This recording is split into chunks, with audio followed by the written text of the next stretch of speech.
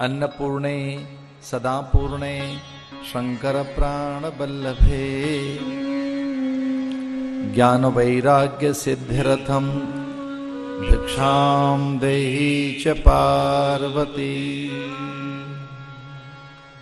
भगवान महादेव ने कहा कि ये मंत्र बोलकर भिक्षा लेना।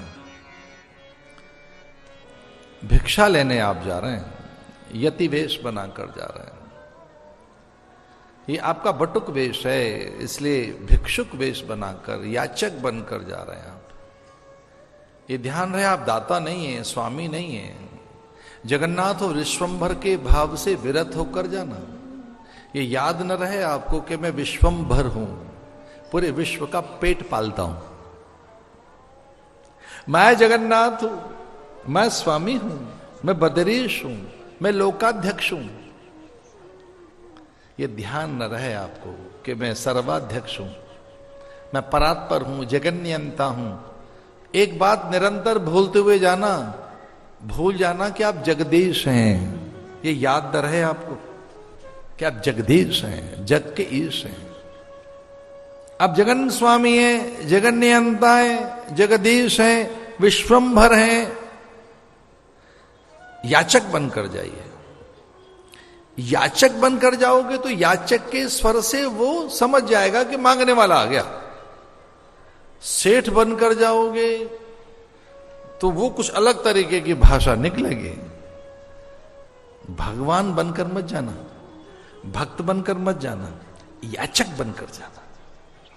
याचना के जो स्वर हैं, जो याचना का स्वर है अथवा कामना का जो स्वर है, प्राय जो भिक्षुक मांगता है उसके स्वर से ही हमारा दया आ जाती है।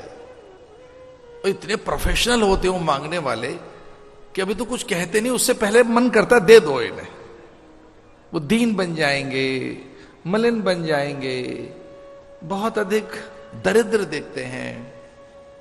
लगता है इनके पास कभी कुछ नहीं रहा है।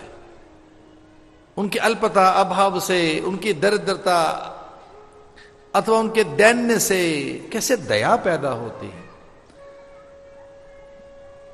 महादेव ने कहा था ये ध्यान रहे आपको पहचान न ले वो, किसी भी तरह से आप उसकी पहचान में मत आ जाना। और उसका अर्थ यही है कि दीन बनकर, याचक बनकर, भिक्षुक बनकर, सामान्य बटुक बनकर ऐसे जाइए। आवाज लगाना नारायण हरि। प्राय सन्यासी ऐसा कहते हैं, साधु ऐसा कहते हैं, नारायण हरि। अपनी परंपरा से। इसलिए सन्यासियों का तो गुरु नारायण ही है, उसी से परंपरा है। सन्यासियों की परंपरा महादेव से नहीं है। हम शैव होने पर भी हमारी परंपरा का गुरु नारायण है। नारायण ही है हमारा आद्य गुरु। ये सन्यासी भी जब भिक्षा मांगने जाएंगे तो नारायण हरि ही कहते हैं। नारायण हरि। और भगवान को बताया था कि भिक्षा में यजमान के पुण्यों की प्रशंसा करनी होती है। जिससे मांगने जा रहे हो वो बड़ा है और आप छोटे हैं, जिससे मांगोगे उसकी महानता बताना। भगवान द्वार पर पहुंच गए। अब इसका दूसरा एक पक्ष देखिए, एक अलग पक्ष देखो। बलि के पुण्य कैसे हैं कि किसी भी प्रकार से सही उसके द्वार पर भगवान तो पहुंचे। अरे बलि के द्वार पर भगवान भिक्षुक बनकर, याचक बनकर, दीन बनकर, स्वामी सेवक बनकर, जो दाता है वो याचक बनकर, जो दीन बंधु है, जो विश्वंभर है, जगन्नाथ है, जो विश्व का पेट पालता है, वो दीन बनकर द्वार पर। लेकिन भगवान के जो स्वर थे उसमें एक भगवत्ता छिप नहीं पाई। अब कितना नाटक करें भगवान भी। इतने नाटक किए भगवान ने कि उनका नाम है कर्नाटकू। उससे एक प्रदेश का नाम है। हमारे भारत में एक प्रदेश का नाम है कर्नाटक। आप में से बहुत कम लोगों को पता होगा ये कर्नाटकू कृष्ण के नाम पर है। कर्नाटक वो कृष्ण का देश है जहां नाटक करता है कृष्ण। उड़ुपी में, अड़मार मठ में, पेजावर मठ में, पुत्तगई मठ में, मध्व संप्रदाय वहां है, कृष्ण के पर्याय वहां चलते हैं, पूजा चलती है। इससे बढ़िया नाटक कौन कर सकता है?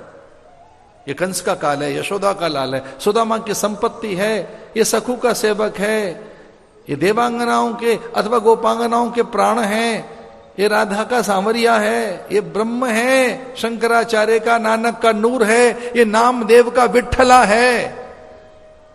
ये महाराज इसके 1000 नाम हैं, अनेक रूप रूपाय विष्णवे प्रभु विष्णवे। भगवान के एक नहीं अनेक रूप हैं, कितना छिपे हैं। अब सेठ तो भीख कभी मांगता नहीं, उसे आती नहीं भीख मांगनी, देवताओं के कहने से भीख मांगनी पड़ रही है। देखो भगवान के कैसे दुर्दिन आ गए बेचारे भगवान के। तो स्वामी खंडानंद जी लिखते थे कि उसके अच्छे दिन आ गए, भक्त को तारने के लिए भगवान दरिद्र बनकर चले गए। नारायण हरि। अरे ये स्वर जैसे कान में गया, बलि चकित हुआ, विस्मित हुआ, आनंदित हुआ, और उसे लगा कि सब कुछ स्वर कानों में गया। इसे प्लोमा वर्ष परवा नमूची को दौड़ाया, द्वार पर जाओ, कोई भिक्षुक आया है, ये दिव्य स्वर है, ये आनंदित कर देने वाला स्वर है, इस स्वर से मुझे संपन्नता का बोध हो गया है, आनंद बोध हो गया है, ये प्रकाश का प्रबोध करने वाला स्वर है। देखो तो सही द्वार पर कौन आया है। और जो आया हो उसे सब कुछ देकर, उससे सम्मानित कर, उचित आसन पर बिठाना। कुछ थोड़ी देर में लौट कर आ गए सब, महाराज वो तो अयाचित है, अकाम, आप्तकाम, पूर्ण काम, निष्काम है। थक गए, देते देते मना कर रहा है, कुछ नहीं चाहिए। धन, द्रव्य, कमंडलू, वस्त्र, परिधान, दक्षिणा, गौदान, एक कुटिया बना दें, बढ़िया सा आश्रम बना दें। अनपेक्ष है, अकाम है, उसके दर्शन करके ही आनंद होता है। छोटा सा बालक है, बटुक ब्राह्मण है, सन्यासी जैसा लगता है, उसके दर्शन मात्र से लगता है सारे तीर्थ कर लिए, लगता है 4 धाम, 12 ज्योतिर्लिंग, सप्तपुरी, सारे तीर्थ उसके आसपास दिखाई देते हैं। मांग नहीं रहा है कुछ, मंगता नहीं है, याचक नहीं है, भिक्षुक नहीं।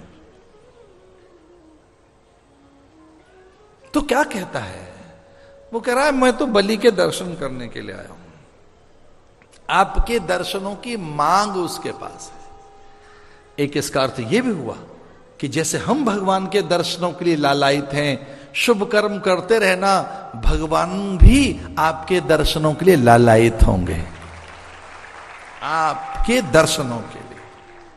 ये प्यास मेरे पास ही क्यों रहे उससे मिलने की, उसको भी तो कभी प्यास जगे मुझसे मिलने की। मैं ही प्यासा रहूं, मैं ही तरसता रहूं, मैं ही पुकारता रहूं, मैं भजता रहूं तुझे, मैं ध्यान करता रहूं तेरा, मैं गीत गाता रहूं तेरे, तू भी तो गीत गा मेरे, तू भी तो याद कर मुझे, तू भी तो तरस मुझसे मिलने के लिए। और कब हो सकता है, ये कब होगा ऐसा? जब बलि जैसे हो जाएंगे।